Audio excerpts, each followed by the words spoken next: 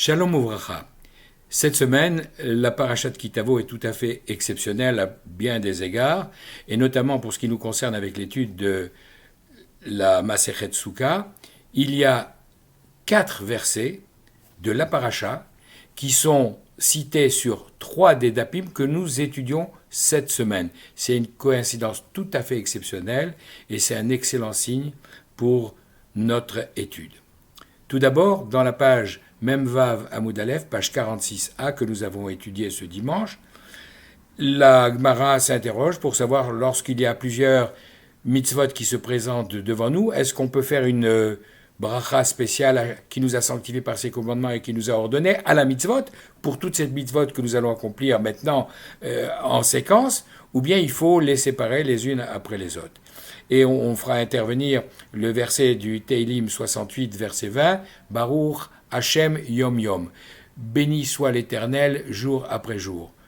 Alors, est-ce que ça veut dire qu'il y a des mitzvot et des bénédictions simplement dans la journée, pas la nuit? Non. Mais pour chaque chose séparément, effectivement, on bénira Akadosh Baruch Hu.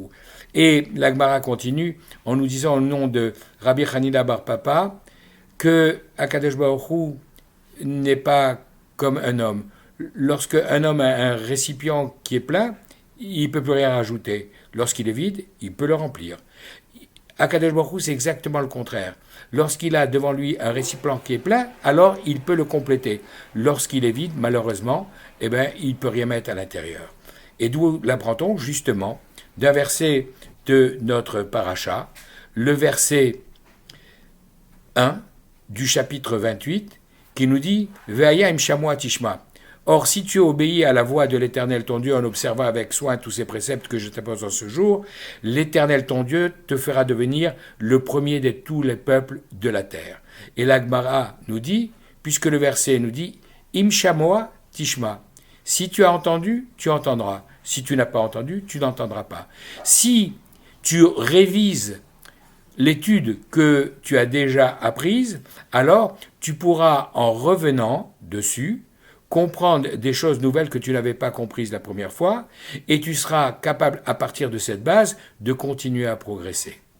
Alors que si tu as appris quelque chose mais que tu n'es pas revenu dessus, alors tu vas l'oublier, et finalement, tu n'auras pas de possibilité de progresser.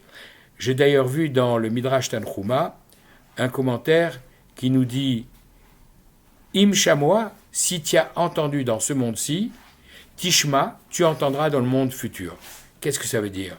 Ça veut dire qu'on entendra à nouveau la Torah récitée, enseignée dans le monde à venir. C'est magnifique. Mais alors, si elle est enseignée là-bas, pourquoi se fatiguer à l'étudier ici? Eh bien, justement, im shamoa tishma. Si tu t'es efforcé de l'apprendre, de l'étudier ici, lorsque, après 120 ans, tu seras au Gan Eden et que celui qui enseignera, ce sera Akadosh Baruch Hu directement, alors là, tu pourras comprendre. Imagine un instant tous ceux qui auront la chance d'être au Gan Eden, assis comme ça, face à la Shrina, qui nous déversera des chidushim extraordinaires qu'on n'aura jamais pu imaginer sur cette terre. Alors, ceux qui auront fait l'effort de préparer et d'acquérir des notions de base, ils découvriront des nouveautés merveilleuses qui viendront compléter ce qu'ils ont acquis. Par contre, ils verront à côté d'eux, peut-être, certaines personnes en train de pleurer. Mais pourquoi tu pleures, toi? Je pleure parce que je comprends rien.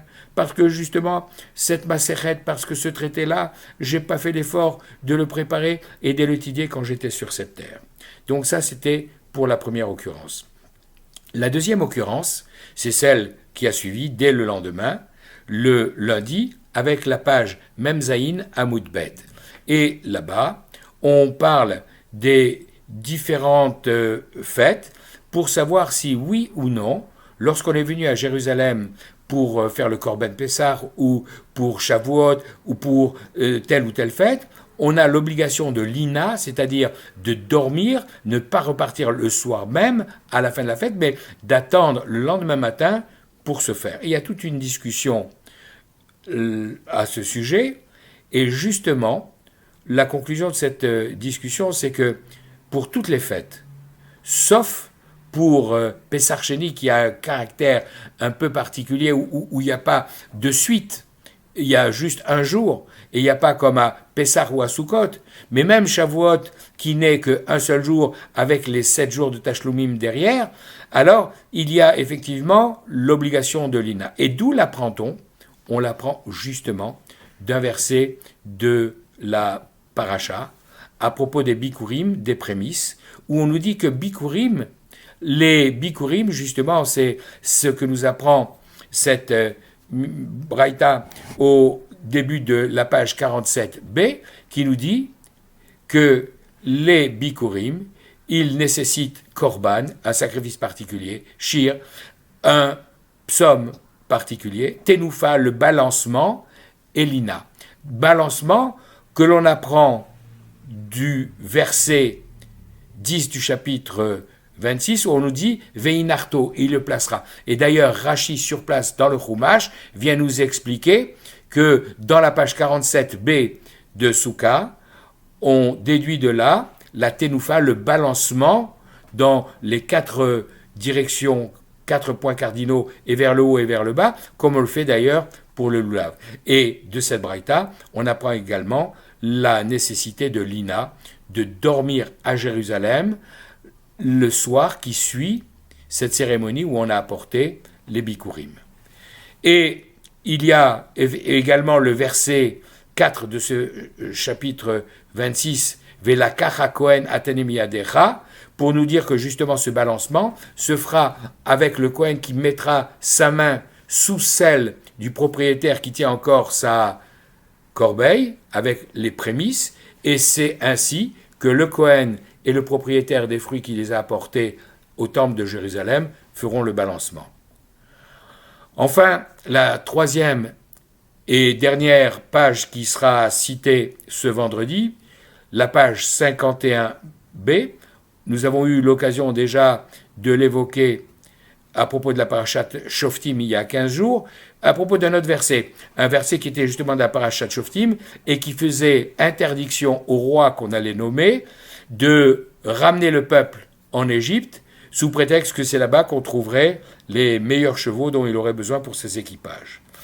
Et dans cette Gemara de la page 51b, on avait cité ce que nous disait Abaye à propos de Alexandre Kadmon, Alexandre le Grand, d'après la version la plus répandue de la Gemara, mais que le Gaon de Vilna et d'autres corrigent en disant non, il s'agit probablement de Trajan, voire d'Alexandre Sévérus, qui ont vécu à une époque plus compatible avec les événements. Et malheureusement, cette brillante communauté d'Alexandrie énorme, très riche, très prospère, très bien organisée, malheureusement va être décimée par cet empereur qui va accomplir ce qui est écrit dans la paracha au chapitre 28, verset 49, Yissa Hashem Alecha Goy Merachok. Dieu suscitera pour toi de loin une nation qui sera venue des confins de la terre, rapide comme un aigle en son vol, une nation dont tu ne comprendras pas la langue et qui va effectivement s'abattre sur toi pour te décimer. Alors, effectivement, cette semaine, avec la parashat Kitavo, qui voit Mea Chaser Shtaim, 100 moins 2, 98 contraires de bénédiction, comme c'est dit à propos de ce qu'Akadosh Baruch Hu a fait à propos des intentions de Bilam, que tous ces textes qui nous donnent froid dans le dos, qui nous font frémir, qu'Akadosh Baruch Hu les transforme pour nous et pour nos familles et pour tout le peuple d'Israël en bénédiction.